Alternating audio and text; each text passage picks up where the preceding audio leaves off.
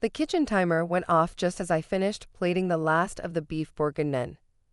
3 hours of careful preparation, using the recipe I'd perfected over months of practice. Each portion was artfully arranged with pearl onions glistening in the rich wine sauce, fresh herbs adding pops of green against the deep burgundy. "Smells amazing in here," my husband Nathan said, wrapping his arms around me from behind. "Mom's going to love this." I wished I shared his optimism. In the 5 years we'd been married, Eleanor Blackwood had never loved anything I did. Tolerated? Sometimes. Acknowledged? Rarely. But loved? Never. It's her favorite dish, I reminded myself as much as him. "You said she orders it every year at Le Bernardin for her birthday dinner, which costs $300 a person."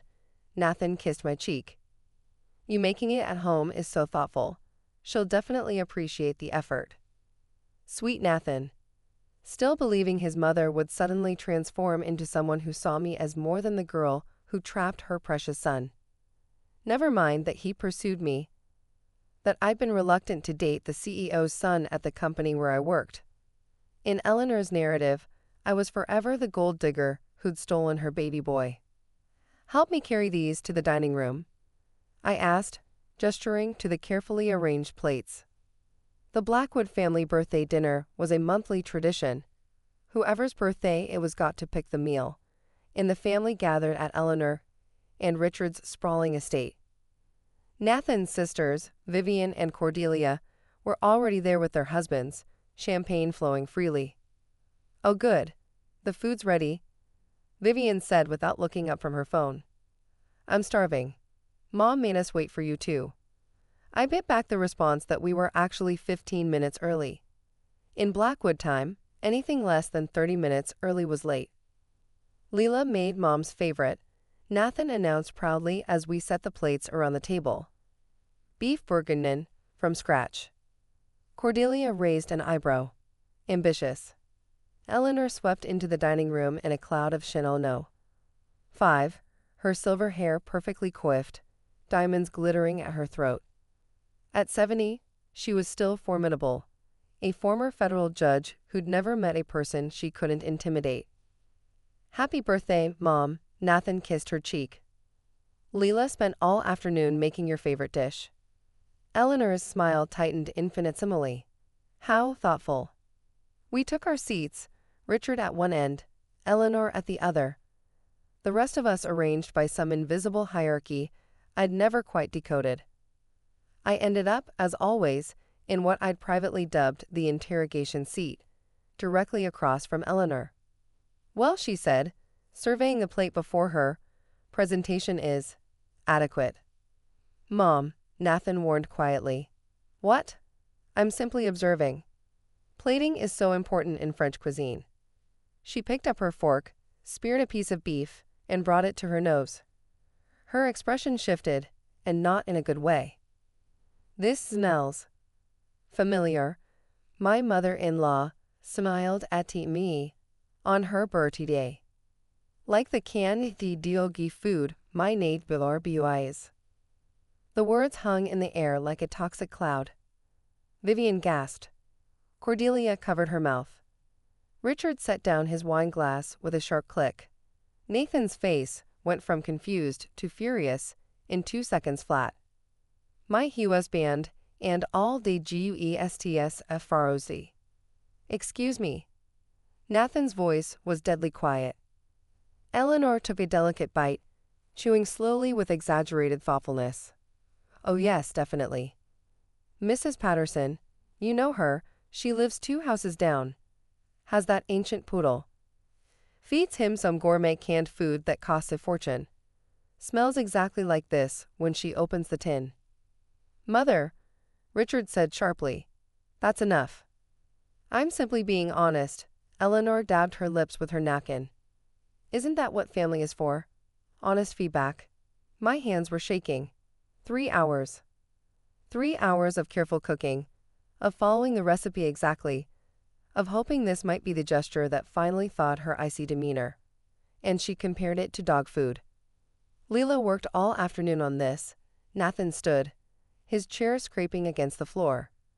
She made it because it's your favorite. Thanks for the feedback. I smiled back. Then ADA'd. But I didn't cook this. Eleanor's fork paused midway to her mouth. I beg your pardon. I didn't cook this, I repeated calmly. Though I'm fascinated by your review. What are you talking about? Vivian demanded. Nathan just said you made it.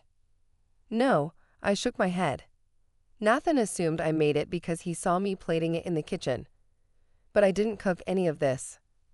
Then whoa, Cordelia started. Why don't we ask the chef? I suggested. Richard, would you mind calling them in? All eyes turned to Richard, who had gone very pale. The chef. The one you hired for tonight. From La Petite Maison? Chef Bernard, I believe. Eleanor's face was a study in confusion. Richard, what is she talking about? Richard cleared his throat. I may have arranged for some professional help. For your birthday. As a surprise. Professional help? Eleanor's voice rose. You hired someone to cook my birthday dinner? Not just someone, I interjected helpfully. Chef Bernard trained under Julia Child. He's written 3 cookbooks on French cuisine. His beef bourguignon was featured in Bon Appetit as one of the 10 best dishes in New York. How do you know all this?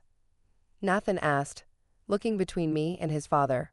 Because Richard asked my opinion when he was researching chefs, I said simply. He wanted to make sure your mother had the perfect birthday dinner. He even had Chef Bernard prepare a tasting last week to ensure everything would be exactly right. You knew about this? Eleanor turned to her husband. You both knew. I suggested you might enjoy having restaurant-quality food at home. Richard said carefully. Since you always talk about how inferior home cooking is to professional preparation. The silence that followed was deafening. So, I continued pleasantly, the beef bourguignon that smells like Mrs. Patterson's dog food. That's a $300 dish from one of the city's most celebrated French chefs. Eleanor's face had progressed from pale to pink to an alarming shade of red. I need to apologize to Chef Bernard. I stood. He's probably wondering why no one's commented on the meal yet. He takes such pride in his work. Sit down, Eleanor commanded. I remained standing. Actually, I think I should go. After all, my contribution tonight was just plating someone else's cooking. Though apparently, I can't even do that adequately. Layla. Nathan started. No, it's fine, I said. Your mother's made her feelings about my domestic abilities perfectly clear. Although it's interesting that she can't tell the difference between my amateur cooking and that of a James Beard nominee. You set me up, Eleanor accused. How? I asked innocently. By letting you assume I cooked something. By plating food in my own kitchen. Or by staying silent while you compared professionally prepared French cuisine to dog food. This is entrapment. No, Richard said quietly. This is karma, Eleanor. Everyone turned to stare at him. For 5 years, you've criticized everything Leela does, he continued. Her cooking, her clothes, her career, her family. Nothing is ever good enough for you. I have standards. You have prejudices, he corrected. You decided before you ever met her that she wasn't good enough for Nathan. And nothing she's done since has changed your mind. She's a secretary. I'm a senior executive assistant at a Fortune 500 company, I corrected, with an MBA. But you knew that. The point is, Vivian interrupted suddenly, that you just insulted one of the best chefs in the city because you thought Leela made it. What does that say about your refined palate, Mother? Eleanor turned her glare on her eldest daughter. Don't you start. Oh, I'm just getting warmed up. Vivian took a long sip of wine. Do you know what Leela made for my birthday last month? That chocolate souffle you couldn't stop raving about. The one you said was almost as good as Le Bernardin's. What about it? She made it. Not a chef. Not a restaurant. Layla. In her tiny apartment kitchen with a 20-year-old oven. Eleanor's mouth opened and closed like a fish. And the Christmas cookies you special order every year from that boutique bakery, Cordelia added. The ones you give all your friends. Layla's recipe. She gave it to them 3 years ago, when Nathan mentioned you loved their original version. That's not true. I pulled out my phone, scrolling to an email. Here's the thank you note from the bakery owner. Thank you so much for sharing your grandmother's recipe. Our clients can't get enough of these cookies, especially Mrs. Blackwood, who orders 12 dozen every December. Nathan was staring at me. You never told me that. You never asked. Just like your mother never asks about my life, my family, my interests. She's so busy telling me what I'm not that she's never bothered to learn who I am. I know exactly who you are, Eleanor said coldly. Really? What's my middle name? Silence. Where did I grow up? What did I study in college? What's my favorite book? What happened to my parents? I looked around the table. 5 years of family dinners, and you can't answer a single question about me. Those things aren't important. But my perceived inadequacies are. I laughed, but there was no humor in it. Here's what you don't know, Eleanor. My parents died when I was 16. I raised my younger sister while finishing high school. Worked 3 jobs to put myself through college. Got my MBA at night while working full-time. Everything I have, I earned. I didn't know, she started. Because you never asked. You saw a secretary dating your son and wrote your own story. I picked up my purse. I spent 5 years trying to earn your approval, cooking your recipes, wearing the brands you prefer, attending the charities you support. And for what? So you could compare my efforts to dog food. Where are you going? Nathan stood as I headed for the door. Home. To our apartment. The one your mother has never visited because it's too small and in that neighborhood. Leela, wait. I turn at the doorway. Chef Bernard is in the kitchen, by the way. He has 4 more courses prepared. I'm sure Eleanor will enjoy them now that she knows their pedigree. You can't just leave. Eleanor commanded. Watch me. And Eleanor, the next time you want to insult someone's cooking, maybe make sure you're actually insulting the right person. Although, honestly, comparing a James Beard nominee's signature dish to dog food says more about your palate than mine. I left them sitting there, the Blackwood family in all their dysfunction, with their professionally prepared meal growing cold. Nathan found me in the parking lot, catching up just as I reached my car. Leela, I'm so sorry. I had no idea Dad hired. That's not the point, Nathan. Then what is? The point is your mother was perfectly happy to humiliate me in front of everyone. The only reason she's embarrassed now is because she insulted the wrong person. She'll apologize. I'll make her. No. I turned to face him. I don't want forced apologies. I want basic respect. And if she can't give that after 5 years, she never will. So what are you saying? I'm saying I'm done. No more family dinners where I'm the entertainment. No more pretending her casual cruelty is just Eleanor being Eleanor. No more trying to win approval that was never available in the first place. She's my mother, Leela.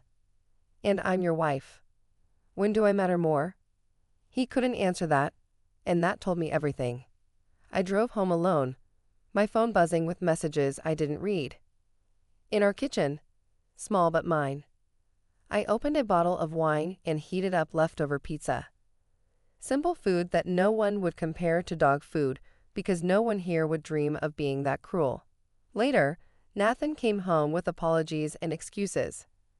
His mother was difficult. She came from a different generation. She meant well. Did she apologize? I asked. She said she regretted the misunderstanding. The misunderstanding, I repeated. Not the insult. Not the years of contempt. The misunderstanding. Layla. I want a divorce, Nathan. The words surprised us both, but once said, they felt right. True. Because of tonight? Because of 1,000 nights like tonight. Because you sat there while she compared my cooking to dog food. Because even now, you're making excuses for her. She's family. So am I. Or I was supposed to be. 6 months later, the divorce was final. I heard through mutual friends that Eleanor had tried to spin the story. How I'd entrapped her, how sensitive I was, how I couldn't take constructive criticism.